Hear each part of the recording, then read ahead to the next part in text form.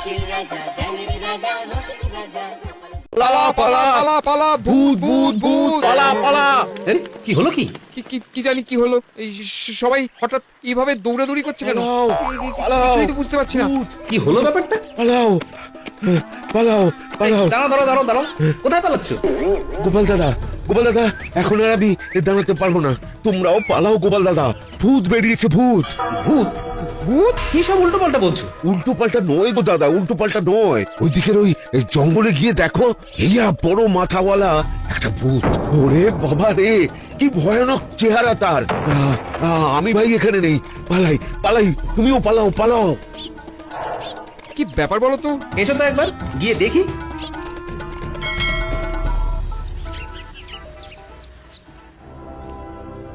কেউ এখান থেকে এক পাও নড়বি না, তাহলে আমি সব কিছু ওই ধ্বংস করে দেব। হ্যাঁ, আপনার কি চাই? আপনার কি চাই? কি চাই?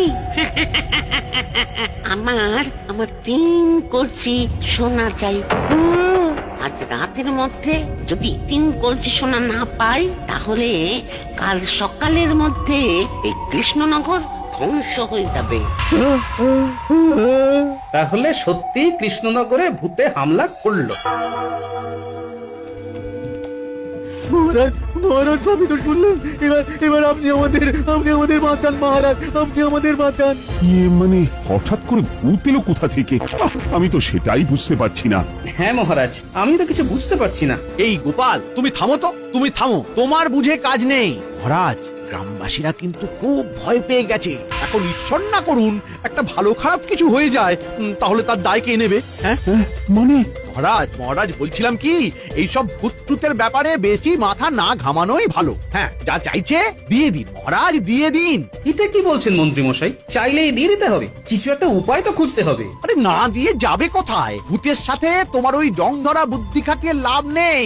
মহারাজ, আপনি প্রজাদের কথাটা একটু ভাবুন। কারোর একটা কিছু হয়ে গেলে তখন তার দায়ভার কে নেবে মহারাজ? কিন্তু মহারাজ। না না গোপাল, আর কোনো কথা নয়, আমি সিদ্ধান্ত নিয়ে নিয়েছি। না না, আমাকে একবার মহারাজের সাথে আলাদাভাবে কথা বলতে হবে। না না গোপাল, এটা তুমি কি বলছো? মহারাজ, আমি ঠিক কথাই বলছি। হঠাৎ করে ভূতের এভাবে আগমন, ব্যাপারটা একটু খটকা লাগছে না? হ্যাঁ, সে তো লাগছেই। হ্যাঁ, আর সেই কারণেই তো বলছি আপনি ধুম করে 3 কলসি স্বর্ণমুদ্র দিয়ে দেবেন না। তার থেকে আমি যেটা বলছি সেটাই করুন। বেশ কিছু তামার মুদ্রাকে সোনার জল করে দিয়ে দিন। হ্যাঁ, তামার মোহর সোনার জল করে দেব? হ্যাঁ, এটা কিন্তু করা যেতেই পারে। আহা, আপনি আগেই এত ঘাবড়ে যাচ্ছেন কেন বলুন তো? দেখুন না, কাজ হতেও তো পারে। আর এই কথাটা আমি আর আপনি ছাড়া কেউ যেন জানতে না পারে। গোপাল, আমার খুব ভয় লাগছে। আরে